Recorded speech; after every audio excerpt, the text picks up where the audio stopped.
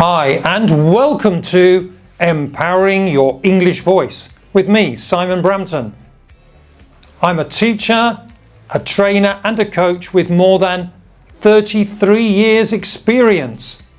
And I'm going to use all that experience to help you today with 5 top tips for rehearsing, that is rehearse, ensayar, rehearsing your presentation in English, especially if you're not a native English speaker.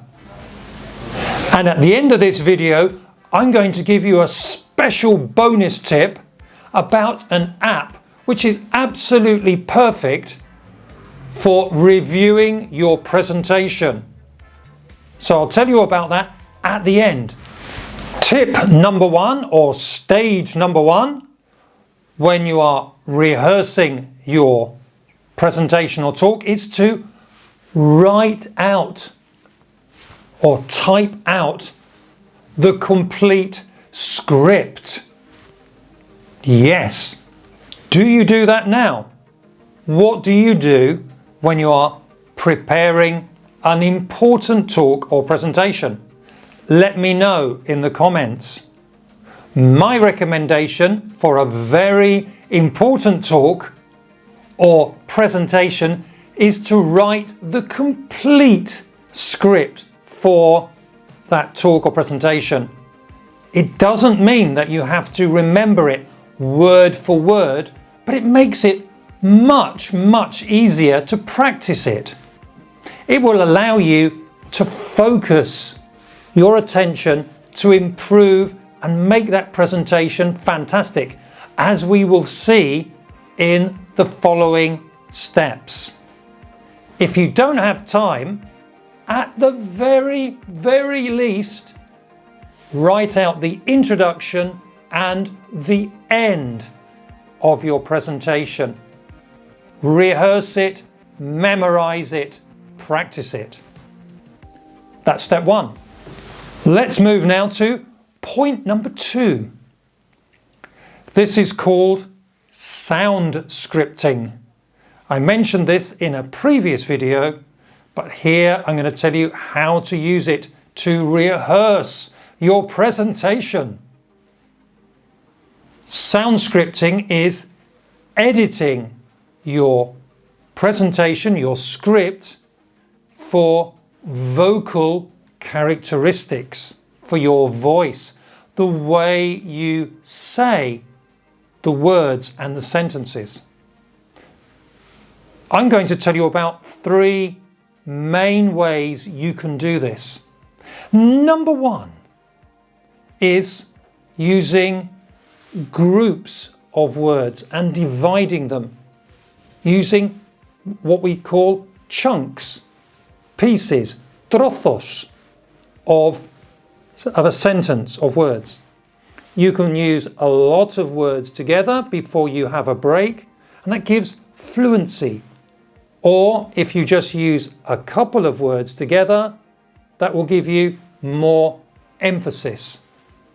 So now let's look at this very short part of the introduction to a presentation, and let's edit that for the chunks or the groups. At the end of each group or chunk, we can use a slash. This is normally where you would breathe. You can use 2 slashes for a longer pause or breath, for emphasis. For example, let's move now to the second point. The second point is sentence stress. This is where it becomes a little bit more complicated, but now you have your sentences, your chunks, we can add sentence stress. That is giving emphasis to certain words. You know, English has a rhythm, a bom, bom, bom, like this, bom, bom, bom. The important words are emphasized, the little words are not, especially articles, prepositions, for example, are not given emphasis. The main words are.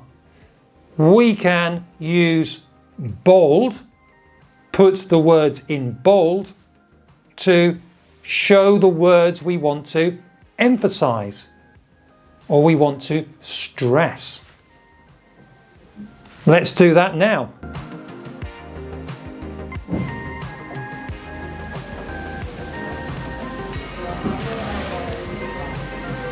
When you do this and you rehearse it, you'll notice that suddenly you begin to get a little bit more English rhythm.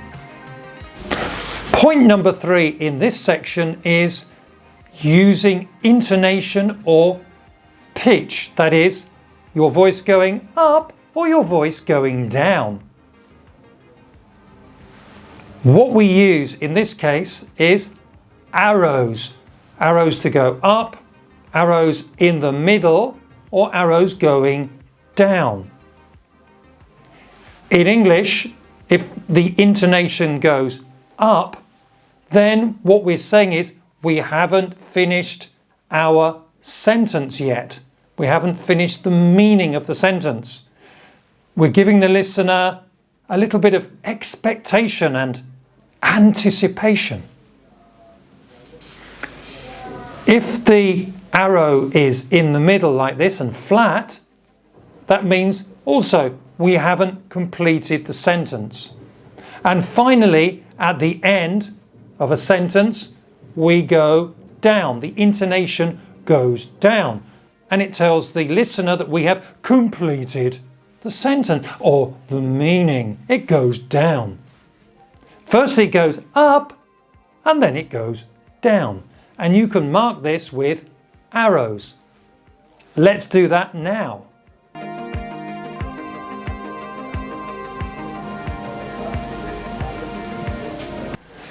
It's also at this stage when you can start adding what we call liaison, or putting the words together in a more natural way. But now's a good time to put the words together, linking them. Remember, consonant with a vowel, like this. It makes the sentence sound more natural as well. So we have 3 ways we can edit our script, which is called sound scripting, and this will help you focus on the way you say the talk or say the presentation, the way you deliver it. It will make a massive difference. If you've never done this before, it's going to transform the way you sound. Let's look now at the soundscript. This is just one way you could read this, but we want to see the correspondence between the way I read it and the way we have edited it. They say Rome wasn't built in a day, and you could say that about many large companies. However, some modern tech companies like Facebook or Google have become empires almost overnight. So you see, that is one way you can use sound scripting to practice and rehearse the script and improve your voice. Now we've arrived at step number 3. This step is when you really start to rehearse.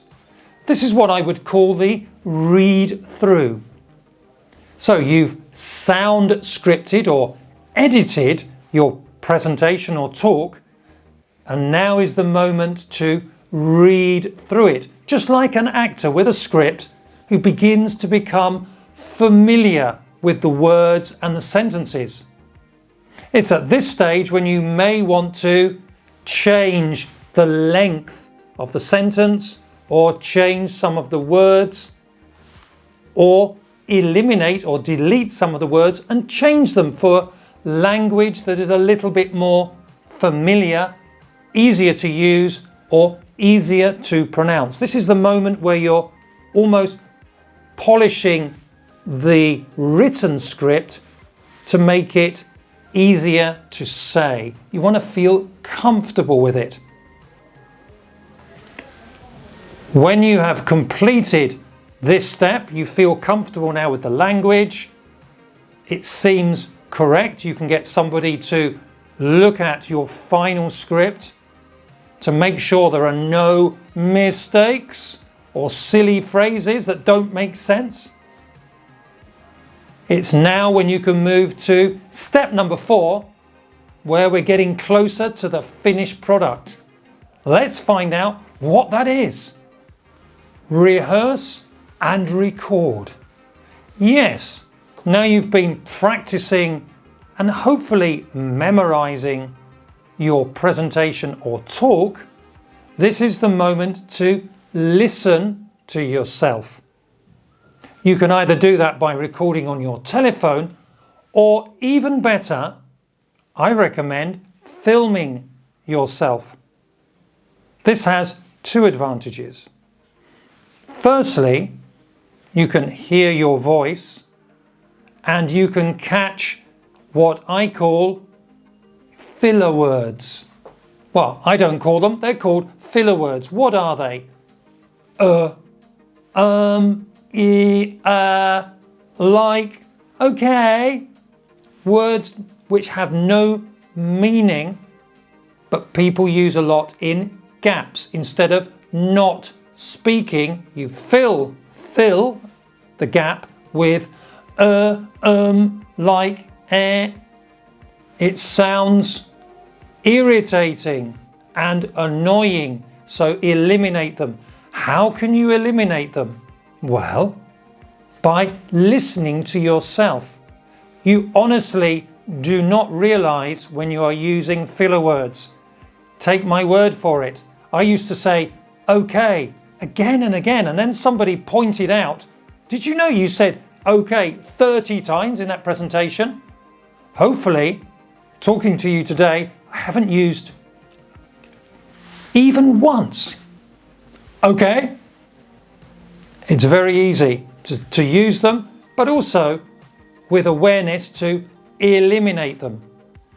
Number 2, if you have a video, you could also see your body posture and movements, body language. Your body language should be congruent. That is, that what you say and your body should say the same thing. They should be congruent. If you say no, it should mean no. Another thing is you can find and discover annoying habits with your hands, like touching yourself like this, or anyway, what I was talking about the other day was things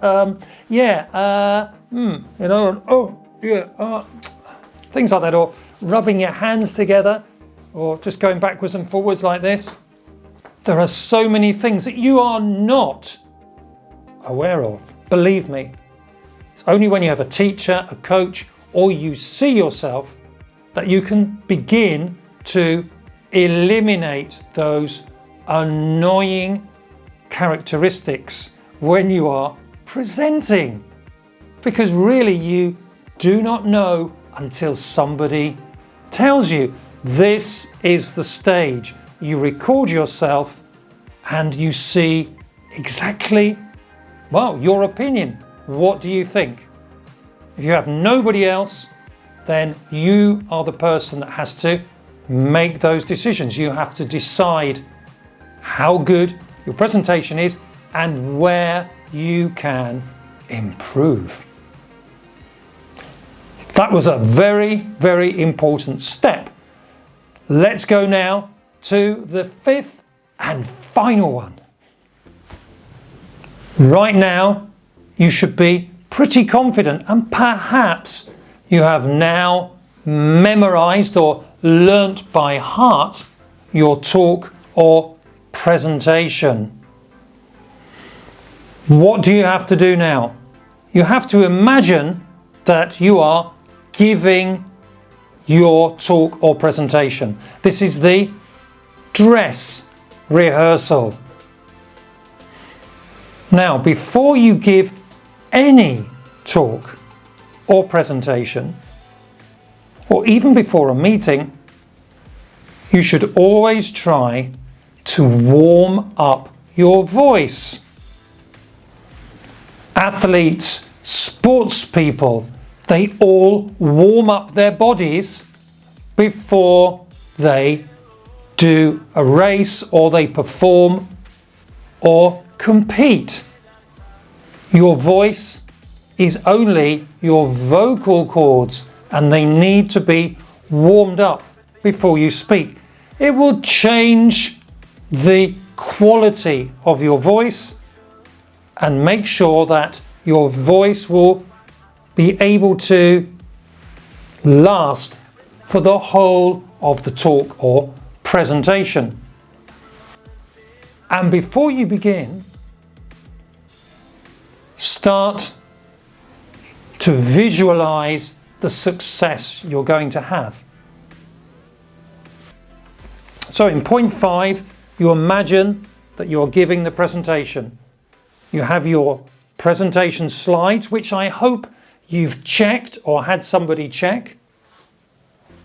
You warm up, you have your slides, you know how long it's going to take you now, you've recorded yourself, and now this is the moment to use all of that rehearsal to give an absolutely amazing performance. It's going to be awesome because you have practiced, you have rehearsed. It's worth spending that time to give a fantastic performance and an amazing image. And when you do that, you'll feel more confident, you'll feel amazing, you'll feel great, and you'll have and give an amazing image to your audience in a foreign language, in English. That's the most important thing. Finally, as I promised you at the beginning, I have one extra bonus tip. And this is an app called Udly. Now, Udly is an app where you can record your presentation on their website and they give you real-time analytics.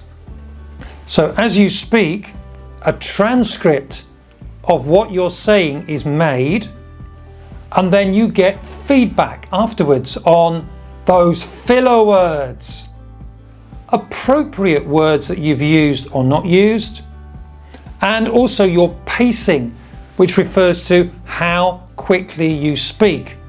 That's just some of the things that it can do. So if you want instant feedback, then Udly could be a very useful tool for your talks or your presentations. I'm not being sponsored by Udly, but I think it's a very useful app. I'll leave a link in the description in case you'd like to know more about it. And that's it for today. We've looked at the 5 key steps that you need to take when you are rehearsing your talk or presentation in English. If you've enjoyed this video and you've found value in it, then give me a like, subscribe to the channel, that would be lovely, thank you very much, and hit that notification bell so that you know every time I upload a new video. Thank you for watching, and I'll see you again very, very soon. Let me know how you're doing in the comments. Bye for now.